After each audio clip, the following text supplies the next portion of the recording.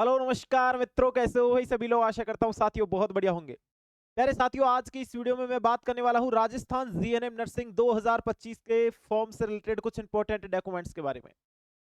Form भरते time हमको किन किन डॉक्यूमेंट्स की जरूरत पड़ने वाली है, क्या आपके पास वो डॉक्यूमेंट्स तैयार है, यदि नहीं है तो प्यारे साथी अभी आपके पास समय है, आप अच्छी तरीके से उनको बनवा सकते हो या फिर तैयार कर सकते हो। कौन कौन से डॉक्यूमेंट्स है जो आपके लगने वाले हैं जीएनएम नर्सिंग के फॉर्म में, और किस प्रकार से आप फॉर्म भरोगे, क्या उनकी इंपॉर्टेंट जो अपडेट है डॉक्यूमेंट से रिलेटेड वो क्या है प्यारे साथी। आपको पता है प्यारे साथियों, आपके फॉर्म लगभग 1 तारीख यानी कि 1 अगस्त से 15 अगस्त तक चलने वाले हैं। इंपॉर्टेंट डेट यानी कि 1 अगस्त सुबह 10 बजे से आपको रात 12 बजे तक चलेंगे 15 तारीख को। ठीक है, तो अब उन कौन से डॉक्यूमेंट्स है उन जिनको आप लोग अभी तैयार करोगे, आज के इस वीडियो में बताने वाला हूं। सभी साथी इस वीडियो को एंड तक वॉच करना। कोई भी डाउट आपका बचता है तो प्यारे साथियों आप लोग इस वीडियो के नीचे कमेंट बॉक्स है उसमें भी कमेंट कर सकते हो, या फिर नीचे जो हेल्पलाइन नंबर आ रहे हो उन पे भी कांटेक्ट कर सकते हो। साथियों शुरू करते हैं आज के इस वीडियो को। और सबसे पहले मैं आपको बता दूं, सबसे पहले मैं आपको बताऊं तो सबसे पहले आपको जो फीस का प्रोसीजर है वो जान लेना है फॉर्म का। कितनी फीस कटेगी भैया। तो सबसे पहले जो फीस कटेगी, जो एसटी और एससी की फीस है वो 110 रुपए कटने वाली है। 110 रुपए कटने वाली है किसकी, एसटी और एससी की। ठीक है, इन दो कैटेगरी की 110 रुपए है, बाकी सभी की 220 रुपए है। चाहे आपकी जनरल है, ओबीसी है, एमबीसी है, ईडब्ल्यूएस है, आपकी 220 रुपए फॉर्म फीस कटेगी लाडले। आपकी 220 रुपए फॉर्म फीस कटने वाली है, सबसे पहली बात है ना। बिल्कुल। और इसको आप लोग किसी की भी सहायता से कर सकते हो। आप तो अपने ई मित्र वगैरह या फिर साइबर कैफे वगैरह से कर सकते हो। ठीक है, फॉर्म वगैरह पेमेंट आप डेबिट कार्ड से कर सकते हो, क्रेडिट कार्ड से कर सकते हो, है ना। बिल्कुल, या पेमेंट गेटवे, नेट बैंकिंग, जैसे आपको करना हो वैसे आप लोग कर सकते हो भाई। ठीक है, अब मैं आपको बता दूं आगे की चीजें कि किस किस चीज की जरूरत पड़ने वाली है, कैसे हम फॉर्म भरेंगे, किन किन चीजों की आवश्यकता फॉर्म में पड़ने वाली है प्यारे साथी। यहाँ पे आप लोग देखोगे, आपको दिखेगा जीएनएम प्रशिक्षण सत्र 2025-26 में प्रवेश हेतु। आपको नहीं दिख रहा हो तो मैं एक बार यहाँ पे इसको स्क्रीन चेंज करके दिखा देता हूँ। ठीक है प्यारे साथी, यहाँ पे अब आपको विजिबल होगा, अच्छी तरीके से आप पढ़ सकते हो, चीजों को महत्वपूर्ण तरीके से समझना। 2025-26 में प्रवेश हेतु ऑनलाइन आवेदन पत्र यानी ऑनलाइन एप्लीकेशन फॉर्म दिनांक 1/8/2025 से भरे जाएंगे, वो तो पता है सर। जिन्हें विभागीय वेबसाइट के माध्यम से भरा जा सकता है। ऑनलाइन आवेदन करने की अंतिम तिथि 15/8/2025 से जो है मध्यरात्रि तक जो है निर्धारित। अभ्यर्थी अंतिम तिथि का मध्यरात्रि तक ई मित्र या सीएससी नेटवर्क के माध्यम से आवेदन शुल्क जमा कराकर 11:59 बजे तक ऑनलाइन आवेदन भर सकता है। ये तो देख लिया भाई। ठीक है, आवेदन शुल्क व ऑनलाइन आवेदन पत्र भरने की निर्धारित शुल्क ई मित्र के माध्यम से आप लोग कराए, बिल्कुल सही है। अभ्यर्थी अपनी श्रेणी के अनुरूप आवेदन शुल्क ई मित्र के माध्यम से कराए, ये भी हमको पता भी है। ठीक है, इसके माध्यम से जमा करा सकता है। आवेदन शुल्क जमा कराते समय अभ्यर्थी स्वयं का नाम, पापा का नाम यानी पिताजी का नाम, ठीक है, उसके बाद जाति, उसके बाद श्रेणी, जन्म तिथि, है ना, इनको अवश्य रूप से देख ले एक बार।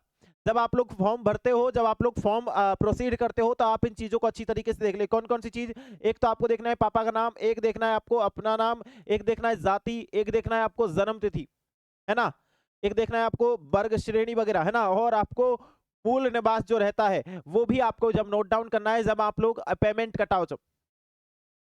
इसके अलावा, ठीक है, इसके अलावा क्या है कि अभ्यर्थी को अपने हस्ताक्षर आवेदन के समय स्कैन करके निर्धारित। अब सबसे पहला डॉक्यूमेंट्स क्या लगने वाला है, आपका हस्ताक्षर लगने वाला है प्यारे साथी। ठीक है, दिए गए जो है स्पेसिफिकेशन के अनुसार आपको डालने होंगे। उसके बाद दूसरा जो डॉक्यूमेंट्स लगने वाला है वो आपका जाति प्रमाण पत्र लगेगा, आवेदन के समय स्कैन करके अपलोड करना पड़ेगा, ये भी आपका पहला डॉक्यूमेंट्स कौन सा, लिख लो भैया, पहला डॉक्यूमेंट्स आपका हस्ताक्षर। ठीक है, दूसरा जाति। ठीक है, पहला कौन सा लगेगा, पहला आपको जो लगेगा प्यारे साथी वो हस्ताक्षर लगने वाला है। ठीक है, जाति प्रमाण पत्र, दूसरा डॉक्यूमेंट्स। ठीक है, चलो आगे। अगला जो रहना है जाति तिथि हेतु सेकेंडरी अथवा समकक्ष राजस्थान बोर्ड की मान्यता प्राप्त अंक तालिका लगने वाली है मेरे भाई। ठीक है, अथवा प्रमाण पत्र आवेदन के समय स्कैन की गए अपलोड करे किए जाने अनिवार्य है, दिए गए जो स्पेसिफिकेशन के अनुसार। मतलब आपकी यहाँ पे क्या लगने वाली है, 12th की मार्कशीट भी लगेगी, 12th मार्कशीट भी लगेगी। इसके बाद सीनियर सेकेंडरी या फिर समकक्ष यानी कि 10th की लगेगी, 10th की भी लगेगी प्यारे साथी। ठीक है, हाँ, 10th की बोर्ड द्वारा राजस्थान नियमानुसार अंक तालिका स्वयं एवं प्रमाणित प्रति आवेदन के लिए जो स्कैन करके अपलोड करनी पड़ेगी। ये वो डॉक्यूमेंट्स है, इसके अलावा आपका आधार कार्ड लगेगा, इसके अलावा आपको फोटो लगेगा। ये आपके डॉक्यूमेंट्स आपको नॉर्मल वे में फॉर्म भरवाने के लिए आवश्यकता पड़ती है प्यारे साथी, ठीक है। अब इनके अलावा जो साथी निःशक्त जन वगैरह है उनके लिए भी यहाँ पे अलग से डॉक्यूमेंट्स है। क्या है भैया, वो भी आप लोग देख लो। जैसे कि यदि कोई निःशक्त जन है जो मेडिकल बोर्ड में जारी निःशक्तता प्रमाण पत्र आवेदन के समय स्कैन करके अपलोड करना पड़ेगा उनको। यदि कोई निःशक्त जन है तो उन्हें अपना जो निःशक्त जनता का जो प्रमाण पत्र है वो मेरे प्यारे साथी अपलोड करना पड़ेगा। यहाँ पे निःशक्त जनता प्रमाण पत्र 3 वर्ष से पुराना नहीं होना चाहिए। उसके बाद कोई विभागीय कर्मचारी है, नियमित है या फिर स्थायी है, जो इस प्रशिक्षण हेतु अपना आवेदन कर रहा है, वह अपने नियंत्रण अधिकारी से 5 वर्ष की नियमित स्थायी सेवाओं का प्रमाण पत्र प्रपत्र या जो सहभाग में प्राप्त आवेदन पत्र के साथ स्कैन करवाकर, जो सहभाग में एक फॉर्म दिया गया है उसे आप लोग स्कैन करवाकर अपलोड करवा दे दिए गए स्पेसिफिकेशन के अनुसार। उसके बाद आवेदन द्वारा हस्ताक्षर अपलोड करने से पूर्व फोटो, स्कैन, हस्ताक्षर, आवश्यक दस्तावेज यानी सीनियर सेकेंडरी मार्कशीट है ना, सेकेंडरी और सीनियर सेकेंडरी की अंक तालिका स्वयं द्वारा जांच की ली जाए, ठीक है। समस्त दस्तावेज समुचित में सही है, बाद में इस संबंध में कोई परिवेदना स्वीकार नहीं की जाएगी। मतलब कि फॉर्म भरने से पहले जो भी डिटेल आपने भरी है, ठीक है, फॉर्म भरने से पहले जो भी डिटेल आपने भरी है वो डिटेल आपको अच्छी तरीके से एक बार चेक कर लेनी है प्यारे बच्चों। जो डिटेल आपने भरी है वो एक बार पूरा 10वें पॉइंट में यही लिखा है, पूरा आपको चेक कर लेना है। दूसरी बात, आवेदन पत्र जो ऑनलाइन सबमिट हो जाने के बाद, ठीक है, एडिटिंग की अनुमति नहीं होगी। अभ्यर्थी विशेष रूप से यह नोट कर लेवे कि आवेदन शुल्क जमा कराने की रसीद में दर्ज विवरण ऑनलाइन आवेदन पत्र में स्वयं दर्ज हो जाएगी। मतलब आपको वहां पे जब लॉगिन करोगे आप पेमेंट के लिए तो ऑटोमेटिक वो सारी चीजें आ जाएंगी जो आपने वहां पे फिल करी है, ठीक है। इसके अलावा आवेदन पत्र पूर्ण रूप से भरने के पश्चात print out hard copy download कर लेवे, उससे अपने पास सुरक्षित रखे ताकि विभाग द्वारा मांगे जाने पर प्रस्तुत की जा सके। आवेदक को आवेदन से संबंधित कोई भी दस्तावेज कार्यालय में ऑफलाइन भेजने की आवश्यकता नहीं है, ठीक है। कार्यालय में भेजे गए दस्तावेजों पर कोई कार्यवाही या विचार नहीं किया जाएगा। यदि तुम लोग सीधा वहां पे कोई भी डॉक्यूमेंट्स भेजते हो आरएनसी, तो वहां पे कोई भी उनकी जो है पालना नहीं की जाएगी। जो आपके ऑनलाइन भेजे गए डॉक्यूमेंट्स है, चाहे गलत अपलोड हुए चाहे सही अपलोड हुए, वो आप वहां से कर सकते हो। लेकिन यहाँ पे एक और सफिशिएंट बात बता दूं मैं तुमको, मतलब एक बहुत बढ़िया बात है तुम्हारे लिए। यदि तुमसे गलती हो जाती है फॉर्म में तो क्या कर सकते हो, तुम दोबारा फॉर्म भर सकते हो, बट फीस दोबारा लगेगी।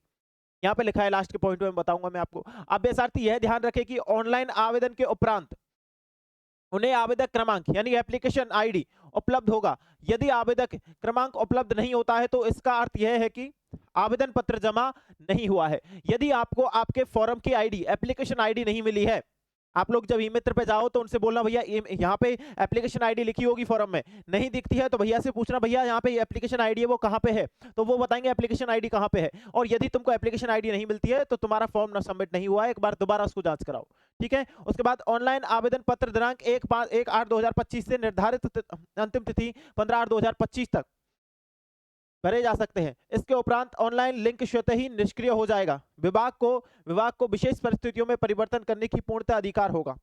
ओके, ये बात भी है भाई। अब इसमें 2-3 चीजें लिखी हुई है, इसको भी हम लोग अच्छी तरीके से देख लेंगे लाला। इसको भी आप लोग अच्छी तरीके से देख लो एक बार। किस तरीके से देख रहा है कि ऑनलाइन आवेदन करने के लिए सुविधा हेतु आवेदन पत्र का प्रारूप विभाग की वेबसाइट जो कि rajswasth.rajasthan.government.in से डाउनलोड कर सके, उसे आवेदन करने से पूर्व हाथ से भरे ले ताकि आवेदन पत्र में किसी प्रकार की त्रुटि ना हो। ऑनलाइन आवेदन करने के सुविधा हेतु आवेदक आवेदन पत्र का प्रारूप विभाग की वेबसाइट से डाउनलोड कर सकता है और उसे आप हाथ से भर सकते हो पहले, है ना। यानी कि आप लोग फॉर्म की फोटो कॉपी प्रिंट आउट निकाल सकते हो, फिर उसे हाथ से भर सकते हो, फिर कंप्यूटर वाले भैया को दे सकते हो कि इसको आप फिल कर दो, तो उसमें से वो डिटेल देख देख के फिल कर सकता है सेम, ठीक है। ऑनलाइन आवेदन पत्र में वांछित समस्त सूचना अंकित करे। कोई भी सूचना गलत या अपूर्ण भरे जाने पर आवेदन स्वतः ही रद्द हो जाएगा, जिससे पूर्ण जिम्मेदारी स्वयं आवेदक की होगी। ओके, ऑनलाइन आवेदन में गलत या अपूर्ण सूचना के सुधार हेतु विभाग द्वारा कोई जो है प्रार्थना पत्र व्यवहार स्वीकार नहीं किया जाएगा। यदि कोई गलती हो जाती है और आप फिर आरएनसी को नोटिस भेजते हो या एप्लीकेशन भेजते हो, सर हमसे ये गलती हो गई, हमारा फॉर्म सुधार दो, तो उसकी कोई भी पालना नहीं की जाएगी, वो चीजें हैं यहाँ पे। उसके बाद जानबूझकर भ्रामक सूचना देने एवं कूट रचित दस्तावेज प्रस्तुत करने पर अभ्यर्थी का आवेदन निरस्त करने के साथ साथ उसके विरुद्ध नियम अनुसार कानूनी कार्यवाही अमल में लाई जाएगी। अभ्यर्थी जिस श्रेणी वर्ग के तहत आवेदन करने का पात्र है वह उस श्रेणी वर्ग में आवेदन प्रस्तुत करे। बाद में श्रेणी में कोई परिवर्तन नहीं किया जाएगा। एसटी, ओबीसी है या फिर जनरल है या फिर ईडब्ल्यूएस है, जिस कैटेगरी के हो उसी में डालना है साथी, ठीक है। उसके बाद यदि किसी अभ्यर्थी का आवेदन कोई भी त्रुटि होती है तो आवेदन पुनः शुल्क जमा कराकर नया आवेदन कर सकते हैं। मैंने बोला था तुमसे ये वाली बात। यदि तुमसे गलती हो जाती है तो यहाँ पे प्यारे बच्चों सुधार का तो कोई ऑप्शन नहीं है। यहाँ पे सुधार का तो कोई ऑप्शन नहीं है या फिर कोई एडिट विंडो ओपन होगी, ऐसा कुछ नहीं है। यहाँ पे सिंपल सा आपको दोबारा फॉर्म भरना पड़ेगा, दोबारा शुरुआत से फॉर्म अप्लाई करना पड़ेगा प्यारे साथी। मेरी बात समझ में आ रही हो तो प्यारे साथी समझने का प्रयास करना। यदि आपसे गलती हो जाती है फॉर्म में तो आप लोग दोबारा से ही फॉर्म भरना, फिर दोबारा शुल्क जमा कराना, फॉर्म का फॉर्म फीस जमा कराना। यहाँ पे एडिट विंडो का कोई ऑप्शन नहीं है, ठीक है। चलो बिल्कुल, तो इस तरीके से आपके जो डॉक्यूमेंट्स थे वो मैंने आपको बता दिया। आपको हस्ताक्षर, फोटो, आधार कार्ड, 10th 12th की मार्कशीट, अपनी जाति प्रमाण पत्र, मूल प्रमाण पत्र, इनको अच्छी तरीके से आपको ये रख ले प्यारे साथी, ये आपको फॉर्म भरते टाइम जरूर काम देंगे। तो उम्मीद करता हूं प्यारे साथियों आपको जो डॉक्यूमेंट्स से रिलेटेड जो आपका डाउट था माइंड में वो निकल गया होगा। बाकी कोई भी डाउट यदि आपका रहता है तो आप नीचे दिए गए इन नंबरों पे या फिर मेरे प्यारे साथी आप लोग इन नंबरों पे कांटेक्ट कर सकते हो, ठीक है लाला। बिल्कुल, तो मेरे हिसाब से तुम्हारा सारे डाउट क्लियर हो गए होंगे। फिर भी कोई डाउट किसी साथी का बचता है तो आप लोग इन नंबरों पे या फिर उन नंबरों पे कांटेक्ट कर लो, ठीक है। हाँ, या फिर नीचे कमेंट बॉक्स आपके लिए ही है, कमेंट बॉक्स से कमेंट कर दो भाई, है ना। सबसे बढ़िया वही है, कमेंट बॉक्स से कमेंट करो। मैं और हमारी टीम आपको 100% रिप्लाई देने का प्रयास करेगी प्यारे साथी, ठीक है। और आप इस बात से बिल्कुल ना घबराएं, आप लोग जीएनएम के एक सफिशिएंट चैनल पे आए हैं, ये जीएनएम के लिए ही बनाया गया है केवल। जीएनएम और एएनएम दो एग्जाम को टारगेट करता है ये चैनल, आपको अच्छी तरीके से पता है। चाहे किसी भी स्टेट की जीएनएम एएनएम की एग्जाम हो, हम लोग केवल जीएनएम और एएनएम को टारगेट करते हैं। तो आप बिल्कुल बेहतरीन चैनल पे आए हो, इस बात को आप पल्ले में बांध लो, ठीक है। बिल्कुल, आज की इस वीडियो में इतना ही। खम्मा गढ़ी, जय श्री कृष्णा, राधे राधे मेरे प्यारे साथियों। आज की इस वीडियो में इतना ही। जय Hind, thank you so much.